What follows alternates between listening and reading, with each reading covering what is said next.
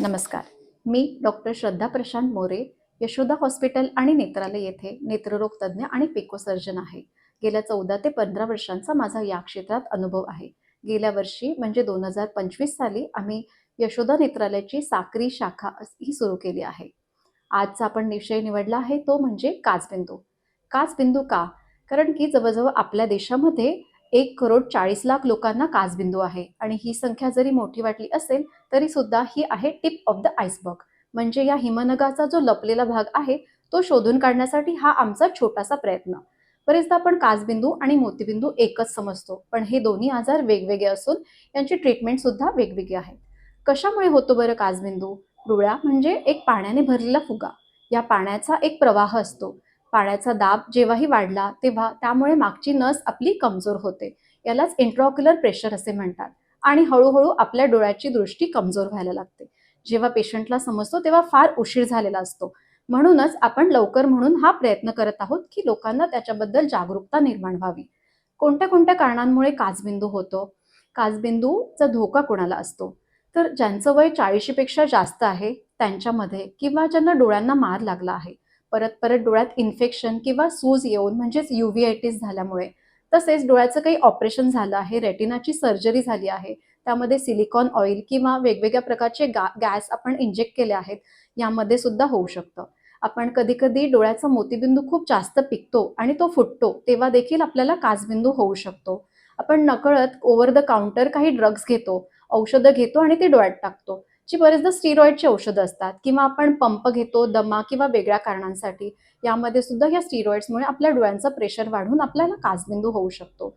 कधी-कधी डोळ्यांमध्ये वेगवेगळ्या प्रकारच्या रक्तवाहिन्या बनतात. याला निओव्हॅस्क्युलर ग्लॉकोमा म्हणतात. त्यामुळे सुद्धा काचबिंदू होऊ शकतो. मग ह्या आजाराची लक्षणं कोणती? मुख्यत्वे करून ह्याची लक्षणं नसतात. सुरुवातीच्या काळात पेशंटला हा आजार समजूनच येत नाही. जेव्हा पेशंटला कळतो तेव्हा खूप उशीर झालेला असतो आणि त्यावेळी डोळा दुखणे, खूप लाल होणे किंवा रंगीबेरंगी छटा दिसणे, म्हणजे आम्ही त्याला कलर्ड हॅलोज म्हणतो, अशा प्रकारची लक्षणं दिसून येतात. लक्षणच नसतात प्लस एकदम ॲडव्हान्स्ड कायमस्वरूपी अंधत्व येतो. म्हणूनच या आजाराबद्दल आपण अधिकाधिक समजून घेऊया. मग समजून घ्यायचे कसे? तर तपासणी दरम्यान हे समजून येऊ शकते. डॉक्टरांकडे आपण गेलो तर रुटीन चेकअपमध्ये कधी-कधी डॉक्टर आपल्याला गाईड करतात आणि त्यानुसार आपण तपासण्या करणं योग्य असतात. कोणत्या तपासण्या करून घ्यायच्या? डोळ्यांचा प्रेशर म्हणजे दाब पाहिला जातो. हा जर 21 पेक्षा जास्त असेल तर आपल्याला काचबिंदूचा धोका असू शकतो. जर आपल्या पडद्याची तपासणी केली त्यामध्ये काही बदल दिसू शकतात. आपण गोनिओस्कोपी किंवा ऑप्टिकल कोहेरन्स टोमोग्राफी अशा प्रकारच्या तपासण्या करू शकतो. यामध्ये आपल्या मागच्या पडद्याची जी नस असते तिचा विशिष्ट अभ्यास केला जातो. तसेच हे पाणी जे डोळ्यातलं असतं ते कोणत्या भागातनं बाहेर जातं त्याला अँगल स्ट्रक्चर्स म्हटले जातात.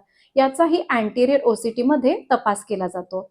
याशिवाय एक महत्त्वाची तपासणी म्हणजे पेरिमेट्री. यामध्ये आपली परिघीय दृष्टी ह्याचं मोजमापन केलं जातं. जेव्हा आपण एखाद्या वस्तूकडे बघतो तेव्हा त्या वस्तूसोबत आजूबाजूची सुद्धा आपल्याला काही किमान नजर असते. याबद्दलच परिघीय दृष्टी आपण मोजमापन करतो. ह्या पहिल्या चित्रामध्ये आपण पाहू शकतो की नॉर्मल माणसाची दृष्टी कशी असते. या दुसऱ्या चित्रात आपल्याला आजूबाजूचे काळे डाग म्हणजे आपली परिघीय दृष्टी कमी होते. ती ह्यामध्ये अधिक कमी होते आणि शेवटच्या स्टेजमध्ये ती एखाद्या दुर्बिणीतनं बघितल्यासारखी म्हणजेच टनेल व्हिजन अशी होते. ह्याच स्टेजला बरेचदा आमच्याकडे पेशंट चेकिंगला येतात. बरं, मग आता निदान झालंय तर त्यावर उपचार कसे करायचे? तर सगळ्यात अगोदर ड्रॉप्स किंवा लेझर ट्रीटमेंट याच्याने आपण ट्रीटमेंट करू शकतो. तसेच विविध प्रकारच्या शस्त्रक्रिया जसं ट्रबेक्युलेक्टमी किंवा स्टेंट एक इम्प्लांट सर्जरी ही केली जाते. जर आपल्याला मोतीबिंदूमुळे काचबिंदू झाला असेल तर मोतीबिंदूची शस्त्रक्रिया सुद्धा करू शकतो. विविध प्रकारे आपण आपली दृष्टी वाचवू शकतो. योग्यरित्या आपण फॉलोअप घेऊन योग्य वेळी डॉक्टरांना दाखवून आपण ह्या आजाराची गती नक्कीच कमी करू शकतो. आता पुढच्या वेळी नवीन विषयासोबत परत भेटूया. धन्यवाद.